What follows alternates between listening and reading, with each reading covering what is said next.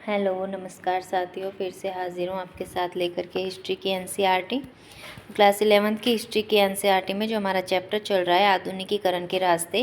इनमें हमने जापान के आधुनिकीकरण के बारे में पढ़ा। आज हम चीन के बारे में पढ़ने जा रहे हैं। चीन का आधुनिक इतिहास संप्रभुता की पुनः प्राप्ति, विदेशी कब्जे के अपमान का अंत और समानता तथा विकास को संभव करने वाले सवालों के चारों ओर घूमता है। चीनी बहसों में 3 समूहों के नज़रिए झलकते हैं। पहला है कांग योवेल या फिर लियांग किचाऊ जैसे आरंभिक सुधारकों ने पश्चिम की चुनौतियों का सामना करने के लिए पारंपरिक विचारों को नए और अलग तरीके से इस्तेमाल करने की कोशिश की। दूसरा है गणतंत्र के पहले राष्ट्र अध्यक्ष सन यात सेन, जिसको हम सन्यात सेन भी कहते हैं शॉर्ट में। ये गणतांत्रिक अधिकारी या फिर क्रांतिकारी जापान और पश्चिम के विचारों से प्रभावित थे। और तीसरे हैं चीन की कम्युनिस्ट पार्टी, युगों युगों की असमानताओं को ख़त्म करना और विदेशियों को खदेड़ देना चाहती थी। तो इन तीनों को हमने याद रखना है कि चीन के जो इतिहास में है, आधुनिक इतिहास में इन 3 समूहों का बहुत महत्वपूर्ण स्थान है। आधुनिक चीन की शुरुआत 16वीं और 17वीं सदी में पश्चिम के साथ उसका पहला सामना होने के समय से मानी जा सकती हैं, जबकि जेसुइट मिशनरियों ने खगोल विद्या और गणित जैसे पश्चिमी विज्ञानों को वहां पहुंचाया। इसका तत्कालिक असर तो सीमित था, पर इसने उन चीज़ों की शुरुआत कर दी जिन्होंने 19वीं सदी में जाकर तेज़ गति पकड़ी, जब ब्रिटेन ने अफीम के फ़ायदेमंद व्यापार को बढ़ाने के लिए सैन्य बलों का इस्तेमाल किया। इसी के चलते पहला अफीम युद्ध 1839 से 1942 हुआ। इसे सत्ताधारी क्विंग राजवंश को कमज़ोर किया और सुधार तथा बदलाव की मांगों को मजबूती दी। यहाँ पे हमें अफीम युद्ध का एक यूरोपीय चित्र दिखाई दे रहा है। देखिए किस तरह से जल के अंदर जहाज़ों के बीच में विस्फोट होते हुए दिख रहा है। अफीम का व्यापार क्या था और किस तरह से इसने चीन की नींव को कमज़ोर किया, इसके बारे में देखते हैं हम कि अफीम का व्यापार चीनी उत्पादों जैसे चाय, रेशम और चीनी मिट्टी के बर्तनों की मांग ने व्यापार में असंतुलन की भारी समस्या खड़ी कर दी।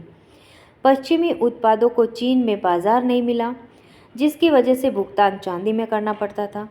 ईस्ट इंडिया कंपनी ने एक विकल्प ढूंढा और वो था अफीम, यानी उन्होंने अफीम को चांदी की जगह इस्तेमाल करने का विकल्प ढूंढा कि इससे क्या होगा कि चीनी लोगों को लत लग जाएगी अफीम की और हमें चांदी देनी नहीं पड़ेगी और हम चीनी सामान के बदले में उन्हें अफीम दे देंगे। तो इस तरह से उनको इन्होंने कमज़ोर किया। यह हिंदुस्तान के बहुत सारे हिस्सों में आराम से उगती थी और हिंदुस्तान इनका उपनिवेश था, ये जो चाहे उगवाते थे। चीन में अफीम बेचने के जरिए वे चांदी कमाकर कैंटन में उधार पत्रों के बदले वे कंपनी के प्रतिनिधि को देने लगे और इस तरह कंपनी उस चांदी का इस्तेमाल ब्रिटेन के लिए चाय, रेशम और चीनी की मिट्टी के बर्तनों के खरीदने के लिए करने लगी। ब्रिटेन, भारत और चीन के बीच में ये उत्पादों का एक त्रिकोणीय व्यापार चल रहा था। तो अगर त्रिकोणीय व्यापार पूछ लिया जाए तो ये इस तरह से था कि ब्रिटेन भारत को इस्तेमाल करता था चीन से व्यापार करने के लिए। तो ये एक तरह से इस तरह से त्रिकोणीय व्यापार हो गया। अब कांग युई और लियांग किचाऊ जैसे क्विंग सुधारकों ने व्यवस्था को सुदृढ़ बनाने की ज़रूरत महसूस की और एक आधुनिक प्रशासकीय व्यवस्था, नई सेना और शिक्षा व्यवस्था के निर्माण की नीतियाँ बनाई। साथ ही संवैधानिक सरकार की स्थापना के लिए स्थानीय विधायकों का भी गठन किया।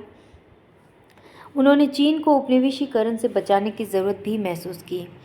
उपनिवेश बनाए गए देशों के नकारात्मक उदाहरणों ने चीनी विचारकों पर ज़बरदस्त प्रभाव डाला।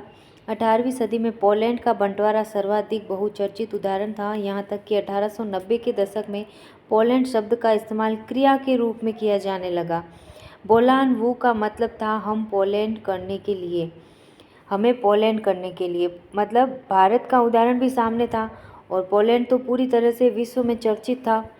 तो इस तरह से ये लोग डरते थे उपनिवेश बनने से। विचारक लियांग किचाऊ का मानना था कि चीनी लोगों में एक राष्ट्र की जागरूकता लाकर ही चीन पश्चिम का विरोध कर पाएगा। 1930 में उन्होंने लिखा कि भारत एक ऐसा देश है जो किसी और देश नहीं बल्कि वह कंपनी के हाथों बर्बाद हो गया, ईस्ट इंडिया कंपनी के। और कहीं ना कहीं सही कहा है उन्होंने, वो किसी देश के नहीं बल्कि कंपनी के हाथों ही बर्बाद हुआ था। वे ब्रिटानिया की ताबेदारी करने और अपने लोगों के साथ क्रूर होने के लिए हिंदुस्तानियों की आलोचना करते थे। उनके तर्कों ने आम आदमी को खासा आकर्षित किया, क्योंकि चीनी देखते थे कि ब्रिटानिया चीन के साथ युद्ध में भारतीय जवानों का इस्तेमाल करता है। इन सब से अधिक कईयों ने यह महसूस किया कि परंपरागत सोच को बदलने की ज़रूरत है। कन्फ्यूशियसवाद चीन में एक प्रमुख विचारधारा रही और यह विचारधारा कन्फ्यूशियस और उनके अनुयायी की शिक्षा से विकसित हुई थी। कन्फ्यूशियस का काल हमें याद रखना है 551 से 479 ईसा पूर्व। इसका दायरा अच्छे व्यवहार, व्यावहारिक समझदारी और उचित सामाजिक संबंधों के सिद्धांतों का था। इसने चीनियों के जीवन के प्रति रवैये को प्रभावित किया और सामाजिक मानक दिए और चीनी राजनीतिक सोच और संगठनों को आधार दिया। लोगों को नए विषयों में प्रशिक्षित करने के लिए विद्यार्थियों को जापान, ब्रिटेन और फ्रांस में पढ़ने भेजा गया ताकि वे नए विचार सीख कर वापस आए। 1890 के दशक में बड़ी तादाद में चीनी विद्यार्थी पढ़ने के लिए जापान गए। वे न केवल नए विचार लेकर वापस आए बल्कि गणतंत्र की स्थापना करने में उन्होंने अग्रणी भूमिका निभाई जो बाहर पढ़ने गए थे।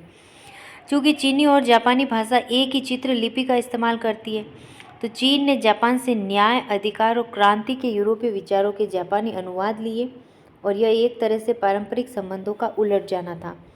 1905 में रूसी जापानी युद्ध एक ऐसा युद्ध जो चीन की ज़मीन पर और चीनी इलाके पर प्रभुत्व के लिए लड़ा गया। यानी जिस देश में लड़ा जा रहा है और जिस देश के लिए लड़ा जा रहा है वो दोनों ही देश बाहर से आके उस तीसरे के लिए लड़ रहे हैं।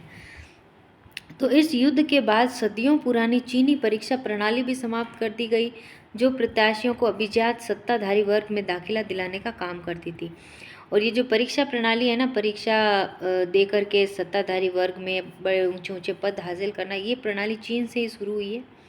पढ़ते हैं हम इस परीक्षा प्रणाली के बारे में। अभिजात सत्ताधारी वर्ग में प्रवेश 1850 तक लगभग 11 लाख ज़्यादातर इम्तिहान के जरिए ही होता था। इसमें 8 भाग वाला निबंध निर्धारित प्रपत्र में पा कु वेन शास्त्रीय चीनी में लिखना होता था। यह परीक्षा विभिन्न स्तरों पर हर 3 साल में 2 बार आयोजित की जाती थी। पहले स्तर की परीक्षा में केवल 1-2% लोग 24 साल की उम्र तक पास हो पाते थे और वे सुंदर प्रतिभा बन जाते थे। इस डिग्री से उन्हें निचले कुलीन वर्ग में प्रवेश मिल जाता था। 1850 से पहले किसी भी समय 5,26,879 सिविल और 2,12,330 सैन्य प्रांतीय यानी सेंग हुआन डिग्री वाले लोग पूरे देश में मौजूद थे और देश में केवल 27,000 राजकीय पद थे। इसलिए कई निचले दर्गों के डिग्री धारकों के पास नौकरी नहीं होती थी। यह इम्तिहान विज्ञान और प्रौद्योगिकी के विकास में बाधक का काम करता था क्योंकि इसमें सिर्फ साहित्यिक कौशल की मांग होती थी। चूँकि यह क्लासिक चीनी सीखने के हुनर पर ही आधारित थी जिसकी आधुनिक विश्व में कोई प्रासंगिकता नज़र नहीं आती थी, इसलिए 1905 में इस प्रणाली को ख़त्म कर दिया गया। आज भारत में ये स्थिति है कि परीक्षा प्रणाली के आधार पर यहाँ पे चयन होता है। लाखों की संख्या में लोग डिग्री धारक बैठे हैं लेकिन केवल कुछ हज़ारों की संख्या में ये पद भरे जाते हैं। तो इस तरह से भारत में भी ये प्रणाली ख़त्म करके कुछ न कुछ अल्टरनेटिव निकालना चाहिए ताकि ये समस्या भारत में ख़त्म हो सके। गणतंत्र की स्थापना।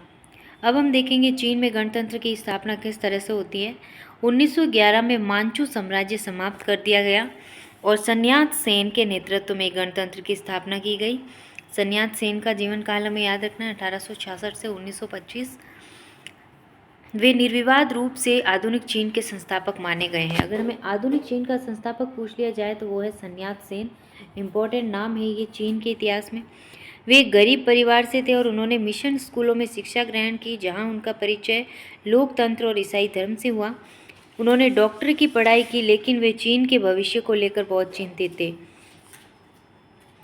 उनका कार्यक्रम 3 सिद्धांत सिन मिन चुई के नाम से मशहूर है। ये 3 सिद्धांत है राष्ट्रवाद, अर्थात इसका अर्थ है मांचू वंश जिसे एक विदेशी राजवंश के रूप में देखा जाता था, उसको सत्ता से हटाना। साथ ही अन्य साम्राज्यवादियों को भी हटाना जो गणतंत्र या गणतांत्रिक सरकार की स्थापना करना है। और समाजवाद जो पूंजीवाद का नियमन करे और भू स्वामित्व में बराबरी लाए। सामाजिक और राजनीतिक हालात डावाडोल बने रहें। ये तीनों जो सिद्धांत हैं हमें याद रखने हैं इसके कि राष्ट्रवाद, समाजवाद और साम्राज्यवाद, यानी राष्ट्रवाद को लाना, साम्राज्यवाद को हटाना और समाजवाद को लाना, साम्राज्यवाद को हटाना और समाजवाद को लाना। इस तरह से हमें इसको याद रखना है। सामाजिक और राजनीतिक हालात डावाडोल बने रहे 4 मई 1919 में बीजिंग में युद्धोत्तर शांति सम्मेलन के निर्णय में एक विरोध धुआंधार प्रदर्शन हुआ। हालांकि चीन ब्रिटानिया के नेतृत्व में हुई जीत में विजयी देशों का सहयोगी था, पर उससे हथियार लिए गए अपने इलाके वापस नहीं मिले थे। यह विरोध आंदोलन में तब्दील हो गया। इसने एक पूरी पीढ़ी को परंपरा पर हमला करने के लिए प्रेरित किया और चीन को आधुनिक विज्ञान, लोकतंत्र और राष्ट्रवाद के जरिए बचाने की मांग की गई। क्रांतिकारियों ने देश के संसाधनों पर कब्जा जमाए, विदेशियों को भगाने, असमानताएं हटाने और गरीबी कम करने का नारा दिया। उन्होंने लेखन में ही एक ही भाषा का इस्तेमाल, पैरों को बांधने की प्रथा और औरतों की अधीनता के खात्मे, शादी में बराबरी और गरीबी खत्म करने के लिए आर्थिक विकास जैसे सुधारों की वकालत की। गणतांत्रिक क्रांति के बाद देश में उथल पुथल का एक दौर शुरू हुआ। कुओमिंतांग यानी नेशनल पीपल्स पार्टी और चीनी कम्युनिस्ट पार्टी मुल्क को एकताबद्ध करने और स्थिरता लाने के लिए संघर्षरत दो महत्वपूर्ण ताकतों के रूप में उभरी। दो महत्वपूर्ण राजनीतिक पार्टियां हमें याद रखनी, एक तो है कुओमिंतांग और दूसरी है कम्युनिस्ट पार्टी। सन्यात सेन के जो विचार है वो कुओमिंतांग के राजनीतिक दर्शन का आधार बने। यानी जो नेशनल पीपल्स पार्टी थी वो किसके विचारों को मानती थी? सन्यात सेन के विचारों को। उन्होंने कपड़ा, खाना, घर और परिवहन, इन 4 बड़ी ज़रूरतों को रेखांकित किया। अगर हमें पूछ लिया जाए कि कुओमिंतांग पार्टी या फिर सन्यात सेन के जो अनुयायी हैं उन्होंने किन चीज़ों पर जो है रेखांकन किया? कपड़ा, खाना, घर, जिसे हम घर, रोटी, कपड़ा, मकान तो कहते हैं, लेकिन परिवहन इसमें एक और जुड़ जाता है जिस पे इन्होंने जोर दिया। सन्यात सेन की मृत्यु के बाद चियांग काई शेक कुओमिंतांग के नेता बनकर उभरे और उन्होंने सैन्य अभियान के जरिए वारलॉर्ड्स को, स्थानीय नेता जिन्होंने सत्ता छीन ली थी उन्हें वारलॉर्ड्स कहते हैं, उन्हें अपने नियंत्रण में किया और साम्यवादियों को ख़त्म कर डाला। उन्होंने सेक्युलर और विवेकपूर्ण इहलौकिक कन्फ्यूशियसवाद की हिमायत की, लेकिन साथ ही राष्ट्र का सैन्यकरण करने की भी कोशिश की। उन्होंने कहा कि लोगों को एकताबद्ध व्यवहार की प्रवृत्ति और आदत का विकास करना चाहिए। उन्होंने महिलाओं को 4 सद्गुण पैदा करने के लिए प्रोत्साहित किया: सतीत्व, रूप, रंग, वाणी और काम, और उनकी भूमिका को घरेलू स्तर पर ही देखने पर जोर दिया। यहाँ तक कि उनके कपड़ों की किनारियों की लंबाई भी प्रस्तावित की। कुओमिंतांग का सामाजिक आधार शहरी इलाकों में था। औद्योगिक विकास धीमा और गिने चुने क्षेत्रों में ही था। संघाई जैसे शहरों में 1919 में औद्योगिक मजदूर वर्ग उभर रहा था और इनकी संख्या लगभग 5 लाख थी, लेकिन इनमें से केवल कुछ प्रतिशत मजदूर ही जहाज निर्माण जैसे आधुनिक उद्योगों में काम कर रहे थे। ज़्यादातर लोग नगण्य शहरी, जिन्हें शियाओ शिमिन कहते हैं, व्यापारी या फिर दुकानदार होते थे। शहरी मजदूरों, खासतौर से महिलाओं को बहुत ही कम वेतन मिलता था। काम करने के घंटे बहुत लंबे होते थे और काम करने की परिस्थितियां भी बहुत ही खराब थी। जैसे जैसे व्यक्तिवाद बढ़ा, महिलाओं के अधिकार, परिवार बनाने के तरीके और प्यार मोहब्बत की चर्चा, इन सब विषयों को लेकर सरोकार काफ़ी बढ़ गए। सामाजिक और सांस्कृतिक बदलाव में स्कूल और विश्वविद्यालयों के फैलने से भी काफ़ी मदद मिली। पीकिंग विश्वविद्यालय की स्थापना 1902 में होती है। पत्रकारिता भी फली फूली, जो इस नई सोच का आकर्षण आईना थी, और शाओ ताओफेन द्वारा संपादित लोकप्रिय लाइफ वीकली इस नई विचारधारा की प्रतिनिधि थी। एक तो पीकिंग विश्वविद्यालय की स्थापना में याद रखनी 1902 में होती है, और दूसरा जो लाइफ वीकली पत्रिका है शाओ ताओफेन की, इसने जो है नई विचारधारा का समर्थन किया।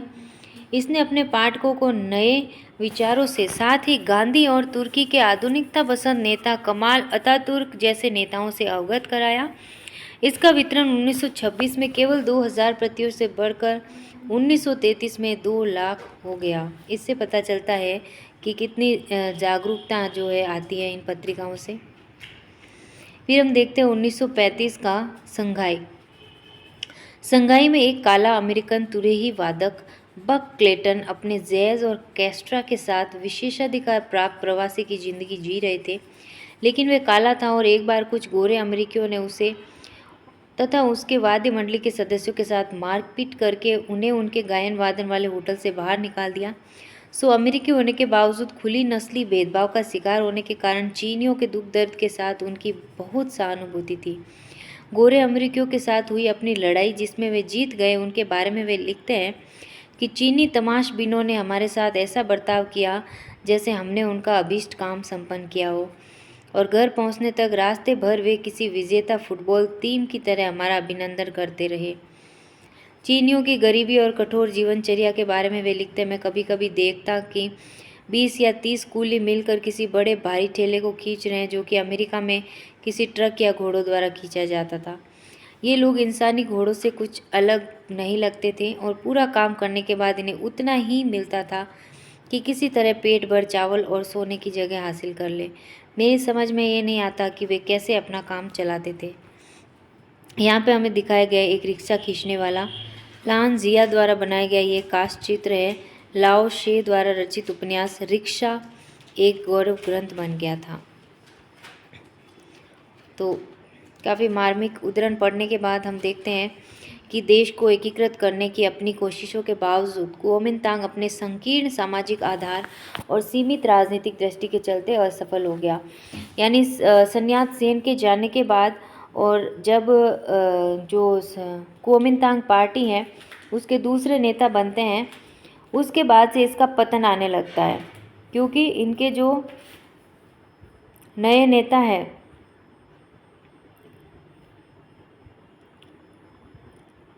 इनका नाम हमने यहाँ पे देखा था अभी, चियांग काई शेक। जो चियांग काई शेक हैं इनके दूसरे नेता, उनकी नीतियाँ कुछ इस तरह से थी कि उनने पार्टी को शीर्ष पे ले जाने के बजाय संकीर्ण बना दिया और उसके चलते ये पार्टी असफल हो जाती है। सन्यात सेन के कार्यक्रम का बहुत अहम हिस्सा पूंजी का नियमन और भूमि अधिकारों में बराबरी लाना कभी अमल में ही नहीं लाया गया, क्योंकि पार्टी ने किसानों और बढ़ती सामाजिक असमानता की अनदेखी करी और इसने लोगों की समस्याओं पर ध्यान देने के बजाय फौजी व्यवस्था थोपने का प्रयास किया, और यही कारण है कि जो है ये जाके असफल हो जाती है। फिर यहाँ पे चीन में किस तरह से कीमतें बढ़ती हुई हैं इसकी कहानी हमें एक दिखाई गई है साल के हिसाब से, कि जिन पैसों में 1937 में 2 बैल आते थे, 2 ही वर्षों पश्चात केवल एक सूअर आता था। फिर केवल 2 वर्षों पश्चात आटे की बोरी उसी धन में आती थी। फिर उसके 2 वर्षों पश्चात उसी धन में केवल एक मुर्गी, और फिर उसके 2 वर्षों पश्चात उसी धन में जिसमें 2 बैल आ सकते थे, अब उसमें केवल 2 अंडे, और उसके 2 वर्ष पश्चात 1947 तक केवल एक कोयले का टुकड़ा, और 1949 तक तो केवल एक पेपर का टुकड़ा, एक पन्ना। इतनी महंगाई इस हद तक केवल और केवल 10 सालों में यहाँ पे बढ़ जाती हैं। फिर यहाँ पे हम देखते हैं समय रेखा जापान और चीन के बारे में। 1603 में जापान में तोकुगावा लियासो द्वारा ईडो शोगुनेट की स्थापना की जाती है। 1630 में डचों के साथ अपने सीमित व्यापार को छोड़कर अन्य पश्चिमी शक्तियों के लिए जापान के दरवाजे बंद हो जाते हैं। 1854 में जापान और संयुक्त राज्य अमेरिका द्वारा शांति समझौते को अंतिम रूप दिया जाता है और जापान के अलगाव का अंत हो जाता है। 1868 में जापान में मेजी पुनर्स्थापना होती है। 1872 में अनिवार्य शिक्षा व्यवस्था लागू हो जाती है। टोक्यो और योकोहामा के बीच पहली रेलवे लाइन बिछाई जाती है, ये काफ़ी इम्पोर्टेंट है, याद रखना हमें। फिर 1889 में मेजी संविधान अमल में आता है। 1894-95 में चीन और जापान के बीच युद्ध होते हैं। 1904-05 में जापान और रूस के बीच युद्ध होते हैं चीनी इलाकों के लिए। 1910 में कोरिया का समामेलन और 1945 तक उपनिवेश बना लिया जाता है कोरिया को। 1914 से 18 पहला विश्व युद्ध होता है। 1925 में सभी पुरुषों को मताधिकार यहाँ पे दिया जाता है। 1931 में चीन पर जापान हमला करता है। 1931 से 45 प्रशांत युद्ध या फिर हम दूसरा विश्व युद्ध इसको कह सकते हैं। 1945 में हिरोशिमा और नागासाकी पर अणु बम विस्फोट किए जाते हैं, परमाणु बम गिराए जाते हैं अमेरिका द्वारा जापान पे। और 1946 से 52 अमेरिका के नेतृत्व में जापान पर कब्जा कर लिया जाता है। जापान का लोकतंत्रीकरण और इसका पूरी तरह से असैन्यीकरण करके इसमें सुधार किया जाता है। 1956 में जापान संयुक्त राष्ट्र संघ का सदस्य बनता है और 1964 में एशिया में पहली बार टोक्यो में ओलंपिक खेल होते हैं, और यही वो खेल हैं जिन्होंने जापान की अर्थव्यवस्था को फिर से मजबूती प्रदान करी। अचानक से उसको उठ खड़े होने में विश्व में एक नई शक्ति बनाई। चीन में यहाँ पे कुछ ही जो है हमें कालक्रम दिए गए, जैसे 1644 से 1911 तक छिंग राजवंश होता है। 1911 में जाके जब कुओमिंतांग पार्टी आती है तब जाके इस राजवंश का अंत होता है और गणतंत्र की स्थापना होती है। 1839 से 60 के बीच 2 अफीम युद्ध यहाँ पे इंग्लैंड के साथ लड़े जाते हैं चीन की धरती पे। 1912 में सन्यात सेन द्वारा कुओमिंतांग की स्थापना होती है। 1919 में 4 मई का आंदोलन होता है, इसे 4 मई आंदोलन के नाम से जाना जाता है। 1921 में कम्युनिस्ट पार्टी की स्थापना होती है। 1926 से 49 चीन में गृह युद्ध चलते हैं, यानी ये ही पार्टियां आपस में लड़ती रहती हैं। 1934 में लॉन्ग मार्च किया जाता है। फिर 1949 में चीन का जनवादी गणतंत्र चियांग काई शेक ने ताइवान में चीनी गणतंत्र की स्थापना की, यानी चियांग काई शेक वहाँ से भाग के ताइवान में छोटे से टापू पे अपने गणतंत्र की स्थापना करता है और वहीं पे जो है उसकी पार्टी है वो सीमित होकर रह जाती है। 1962 में सीमा विवाद को लेकर भारत पर चीन आक्रमण करता है और 1966 में सांस्कृतिक क्रांति चीन में होती है। 1976 में माओ से तुंग का और चाउ एन लाई का निधन हो जाता है। ये 2 महत्वपूर्ण नेता चीन के 1976 में इनका निधन हो जाता है और 1997 में ब्रिटेन द्वारा चीन को हांगकांग वापस दिया जाता है। तो यहाँ पे इम्पोर्टेंट काल रेखा हमने देखी चीन और जापान के बारे में। फिर हम देखते हैं चीनी साम्यवादी दल का उदय, यानी कुओमिंतांग के फेल हो जाने के बाद एक नए साम्यवादी दल का उदय चीन में होता है और उसके बाद क्या क्या यहाँ पे परिवर्तन आते हैं, तो ये सब देखेंगे हम हमारे नेक्स्ट वीडियो में। आज के लिए बस इतना ही साथियों, चैप्टर काफ़ी लंबा है। बहुत बहुत धन्यवाद आपका। नमस्कार।